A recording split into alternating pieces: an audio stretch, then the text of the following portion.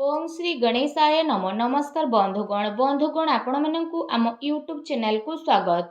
बंधुगण आजिर ए भिडियो रे आमे आपण मानकु कहबा पई जाउछु आगामी 3 दिनर स्थिति आपणकर किपरि रहिबो, केउ प्रकार ए आगामी 3 दिन को आपण प्लानिंग करिवे, ता सहित जदि आमे आपण मानकु कहबु केउ सब क्षेत्र रे आपणकु फायदा हेबो, केउ सब जिनिस रे आपणकु विशेष रूप रे सावधानता अवलंबन करबाकू पड़िबो, आपणकर लव लाइफ किपरि रहिबो, क्यारियर किपरि रहिबो, बिजनेस आउ व्यापार किपरि रहिबो एवं ता सहित स्वास्थ्यर मध्य महत्वपूर्ण इनफॉरमेशन आमे आपण मानकु देबु। आउ ए वीडियो शेष रे आमे आपण मानकु किछि उपाय विषय मध्य कहिबु, जहा द्वारा आपण ए दिन को आहुरी अधिक शुभ और मंगलदायक सब्यस्त करि परिबे। तेणु आगो को वीडियो आरंभ करबा पूर्व आमर आपण मानकु रिक्वेस्ट कि जदि आपण आमर ए चैनल ले नुआ आछंती तो चैनल को सब्सक्राइब करंतु एवं सांगरे नोटिफिकेशन बेल को मध्य ऑन करंतु, जहा द्वारा समय समय रे सो अपलोड हेउतबा नुआ नुआ वीडियो रो नोटिफिकेशन आपनकु मिलिबो। आसंतु जानिबा किपरि रहइबो ए आगामी 3 दिन आपनक पई विशेष भाबरे। जदि आमे आपण मानकु विशेष रूप रे कहबु, सबुठारु प्रथमे कहबु कि कोन आपनक पई ए 3 दिन रे पॉजिटिव रहबा पई जाउछि। जदि कहबा तो फ्रेंड्स, ए दिन रे प्रकृति आपनकु भरपूर साथ प्रदान करिबो। कौनसी लाभदायक एवं महत्वपूर्ण समाचार मिलिबा कारणरू आपण निजे निजकु आत्मबल एवं भावनात्मक रूप से बहुत अधिक सशक्त अनुभव करिवे। अटकी थिबा कार्य को पूरा करिबा पई मध्य आपण पूरा परिश्रम करिवे। ए दिन आपणक पई बहुत ही लाभदायक दिन साब्यस्त हेबाकू जाउछि। ए दिन रे कौनसी महत्वपूर्ण समाचार आपणको अवश्य मिलिबो। आर्थिक समस्या सुधुरिबो। अटकी थिबा कौनसी जमी बाड़ी संबंधित कार्य रे आपणको सफलता मिलिबार जोग मध्य बनुछि। एहा द्वारा पुराणा मित्रंको द्वारा साक्षात हेबा कारणरू मन बहुत प्रसन्न रहिबो। सुख सुविधा भली जिनिस को आपण किणा किणी करिके निजर टाइम को स्पेंड करिवे। निजर प्रतिभा आ क्षमता को बुझंतु। एहा द्वारा आपणको व्यक्तित्व रे आहुरी अधिक निखार देखिबाकू मिलिबो तथा समाज रे आपणकर छवि मध्य बढ़िबो। ए दिन आपणकर व्यस्तपूर्ण रहिबो, कामर अधिक बोझ रहिबो, किंतु सफलता मिलिबा द्वारा थकापण आपणको हेबो नाही एवं उत्साह मध्य आपणकर बनिकी रहिबो। घरे बंधु को आगमन द्वारा मौज मजलिस रे टाइम को स्पेंड करिवे। निजर योजना को सफल बनेकी रखिबा पई ए दिन आपणको पई बहुत ही उत्तम रहिबो। काफी लंबा टाइम रु चली आसुथुबा कौनसी प्रॉब्लम रु आपणको मुक्ति मध्य मिली जिवो, जहा पई आपण निजे निजकु चिंता मुक्त विशेष रूप रे अनुभव करिवे एवं आर्थिक मामला रे ठोस एवं महत्वपूर्ण निर्णय आपणक पई लाभदायक सिद्ध हेबो। समस्तंकर चाल आपणक सपक्षरे रहइबो एवं एहार आपण भरपूर उपयोग मध्य करिवे। आपणक भितरे कार्य प्रणाली कारणरू आपण समस्तंक प्रशंसार मध्य पात्र होई जिवो, किंतु कौनसी भी कार्य बा योजना पूर्वरु रूपरेखा अवश्य बनंतु। एहा आपणक पई बहुत ही भल रहिबो। अनेक प्रकारर सफलता ए दिन रे आपणकु अवश्य ही प्राप्त हेबाकू जाउछि। ता सहित आसंतु जानिबा आपणक पई कोन ए दिन रे नेगेटिव रहिबो।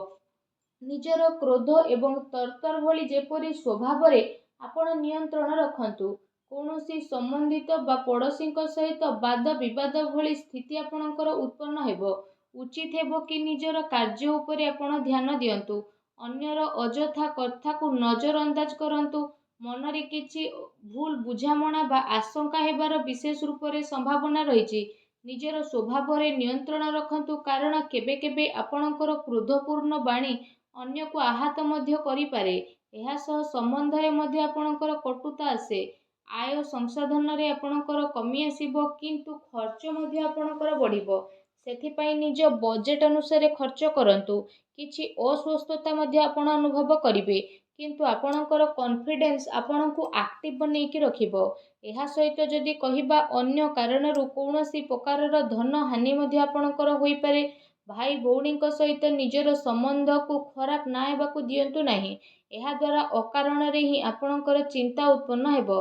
कौनसी प्रतिद्वंदी जलन भावना कारणरू आपणक पई किछि नकारात्मक वातावरण मध्य अनुभव हेबो एवं किछि कथा को नै लड़ाई झगड़ा मध्य आपणकर होई पारे, किंतु टिके सावधानता आपणको प्रॉब्लम रु मुक्त मध्य प्रदान करिवो।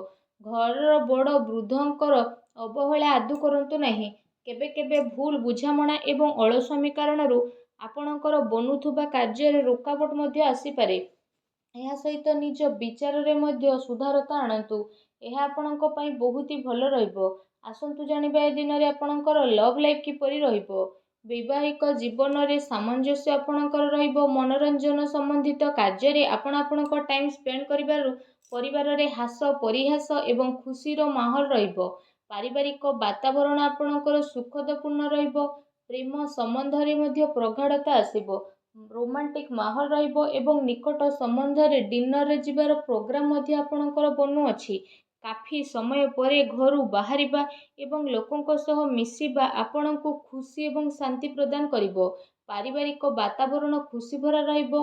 ଘରର ସମସ୍ତ ସଦସ୍ୟ ଜଣେ ଆଉ ଜଣଙ୍କ ସହିତ ଟାଇମକୁ ସ୍ପେଣ୍ଡ କରିବେ। ବାହାର ସମ୍ବନ୍ଧୀୟଙ୍କ ସହ ସାବଧାନ ରୁହନ୍ତୁ। ଏହାଦ୍ୱାରା ମାନହାନି ହେବାର ସମ୍ଭାବନା ରହିଛି। ପରିବାରର ଗତିବିଧି ଆପଣଙ୍କ ଉପରେ ଦେଖା ମଧ୍ୟ ଯିବ। କାହିଁକି ନା କାମର ବ୍ୟସ୍ତତା ପରେ ଆପଣ ପରିବାରକୁ ଟାଇମ୍ ଦେଇପାରିବେ ନାହିଁ। ସେଥିପାଇଁ ଆପଣ ସେମାନଙ୍କ ପାଇଁ କିଛି ଟାଇମ୍ ଅବଶ୍ୟ ବାହାର କରିକି ରଖନ୍ତୁ। ବୈବାହିକ ସମ୍ବନ୍ଧରେ କିଛି ସମୟରୁ ଚାଲି ଆସୁଥିବା ଟେନସନକୁ ଆପଣ ସୁଲଝେଇବାରେ ସଫଳ ପ୍ରଦାନ ହେବେ ଏବଂ ଘରର ବାତାବରଣ ପୁନଃ ସୁଖଦ ଏବଂ ମଧୁରପୂର୍ଣ୍ଣ ରହିବ। ଆସନ୍ତୁ ଜାଣିବା ଏ ଦିନରେ ଆପଣଙ୍କ ବ୍ୟବସାୟିକ କ୍ୟାରିୟର କିପରି ରହିବ। ଏ ଦିନରେ ବ୍ୟବସାୟରେ ପ୍ରଡକ୍ସନ ସମ୍ବନ୍ଧିତ କାର୍ଯ୍ୟରେ କମି ଆସିବା କାରଣରୁ ଚିନ୍ତା ରହିବ, କିନ୍ତୁ ଆପଣଙ୍କର ପେମେଣ୍ଟ ଆସିବା ଦ୍ୱାରା ଆର୍ଥିକ ସ୍ଥିତି ଆପଣଙ୍କର ମଜବୁତ ରହିବ। ସେଥିପାଇଁ ବେଶୀ ଟେନସନ ନେବାର ଆବଶ୍ୟକତା ନାହିଁ। ଉଚ୍ଚ ଅଧିକାରୀଙ୍କ ସହଯୋଗ ଆପଣଙ୍କୁ ଆପଣଙ୍କ କାର୍ଯ୍ୟରେ ସଫଳତା ପ୍ରଦାନ କରିବ। ତା ସହିତ କୌଣସି ବଡ଼ ଧରଣର ଅର୍ଡର ମିଳିବାର ମଧ୍ୟ ଯୋଗ ବନୁଛି। ସରକାରୀ ସେବାୟତ ବ୍ୟକ୍ତିଙ୍କ ଉପରେ କାର୍ଯ୍ୟର ଅଧିକ ବୋଝ ମଧ୍ୟ ଆପଣଙ୍କ ଉପରେ ରହିବ। କାର୍ଯ୍ୟ କ୍ଷେତ୍ରରେ କୌଣସି ନିର୍ଣ୍ଣୟ ଏକା ନିଅନ୍ତୁ ନାହିଁ। ଟିମ୍ ୱାର୍କ ବନେଇକି ଆପଣ ସବୁବେଳେ କାମ କରନ୍ତୁ। ଏହାଦ୍ୱାରା ବ୍ୟବସ୍ଥା ଉତ୍ତମ ବନିକି ରହିବ। ଆର୍ଥିକ ମାମଲାରେ କାହା ଉପରେ ଅଧିକ ଭରସା କରନ୍ତୁ ନାହିଁ, ନା କୌଣସି ପ୍ରକାରର ସମଝୋତା କରିବେ। ବ୍ୟବସାୟିକ କ୍ଷେତ୍ରରେ ଆପଣଙ୍କୁ ଆପଣଙ୍କର ପରିଶ୍ରମର ଅନୁରୂପ ବହୁତ ଭଲ ପରିଣାମ ମଧ୍ୟ ହାସିଲ ହେବ। ଏ ଦିନରେ ଆପଣଙ୍କୁ ଆପଣଙ୍କ ଭାଗ୍ୟର ଅଧିକ ସହଯୋଗ ମିଳିବ। ଚାକିରି ପେଶା ବ୍ୟକ୍ତି କୌଣସି ସରକାରୀ ମାମଲାରେ ଫସି ମଧ୍ୟ ପାରନ୍ତି, ତେଣୁ ସାବଧାନ ରୁହନ୍ତୁ। ବ୍ୟବସାୟିକ ପରିସ୍ଥିତି ଆପଣଙ୍କର ଅନୁକୂଳ ରହିବ। ନିଜର ପୁରା ଧ୍ୟାନ ବିଜନେସରେ କେନ୍ଦ୍ରିତ କରନ୍ତୁ। କୌଣସି ବଡ଼ ଲୋକଙ୍କର ମିଳିବାର ସମ୍ଭାବନା ମଧ୍ୟ ରହିଛି। ବ୍ୟବସାୟିକ ଗତିବିଧି ସମ୍ବନ୍ଧିତ ଯୋଜନା କୌଣସି ବାହାର ବ୍ୟକ୍ତି ଆଗରେ ଆପଣ ସେୟାର କରନ୍ତୁ ନାହିଁ। କେହି ଏହାର ଅନୁଚିତ ଉପଯୋଗ ମଧ୍ୟ କରିପାରେ ଏବଂ ଅର୍ଡର ସମ୍ବନ୍ଧିତ ସବୁ କାର୍ଯ୍ୟରେ ପକ୍କା ବିଲ୍ର ଆପଣ ଉପଯୋଗ କରନ୍ତୁ।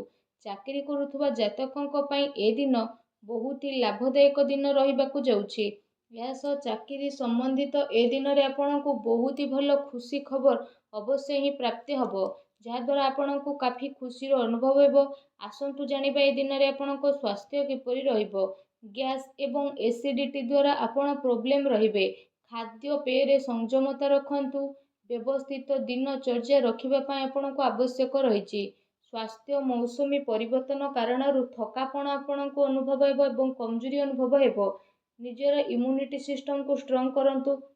ତା ସହିତ ନିଜ ସ୍ୱାସ୍ଥ୍ୟକୁ ଆହୁରି ଅଧିକ ଭଲ ରଖିବା ପାଇଁ ଆପଣ ପ୍ରତ୍ୟେକ ଦିନ ଯୋଗ କରନ୍ତୁ, ବ୍ୟାୟାମ କରନ୍ତୁ।